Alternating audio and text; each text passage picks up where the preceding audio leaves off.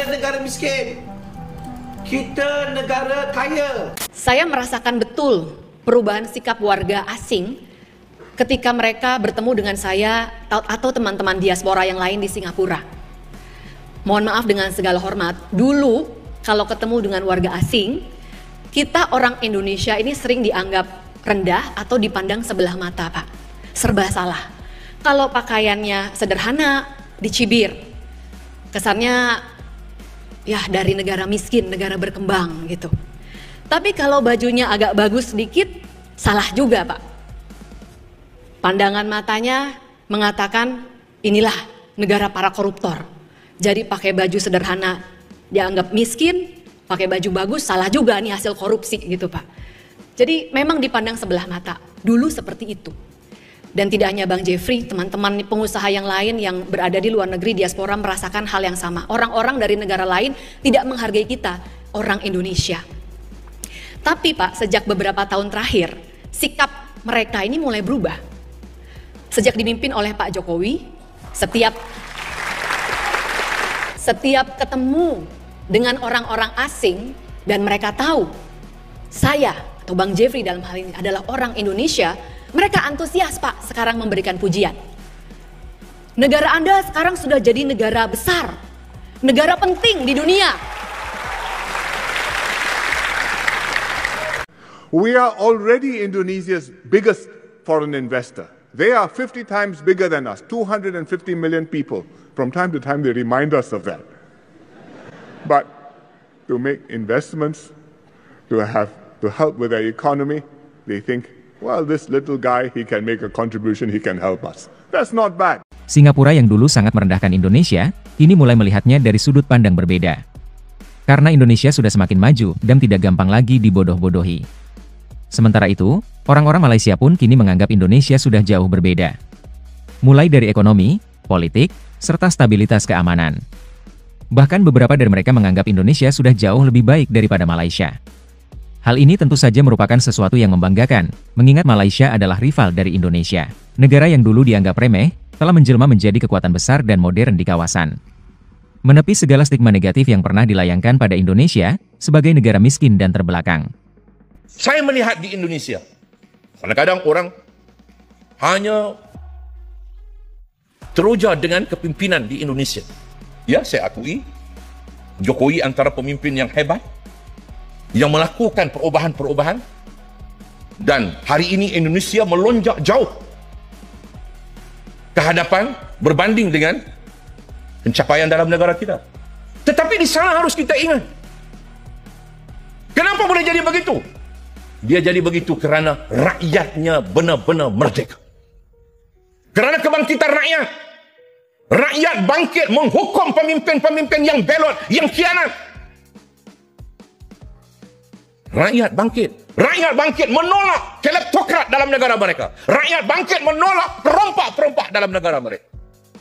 Akhirnya, dia melahirkan pemimpin-pemimpin yang takut kepada kedaulatan kuasa rakyat. Sekarang, Malaysia telah mengambil alih tempat Indonesia. Indonesia mengambil alih tempat Malaysia. Ketika saya bertemu dengan bekas menteri-menteri di Indonesia 2 hari yang lalu, saya beritahu mereka, kenapa kamu ambil alih tempat Malaysia? Dia kata, tempat apa, Pak? Dulu kami negara yang paling terkenal lawan rasuah. Sekarang negara yang paling terkenal lawan rasuah diambil oleh Indonesia. Kami mengambil alih tempat Indonesia. Dulu Indonesia negara yang paling rasuah, sekarang Malaysia ambil alih. Malaysia pula negara yang paling rasuah sekarang ini. Tahniah kepada Malaysia kerana ambil alih tempat Indonesia.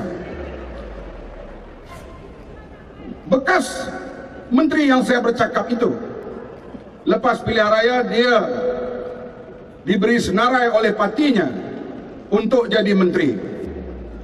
Jokowi menghantar nama-nama cadangan parti-parti politik kepada KPK.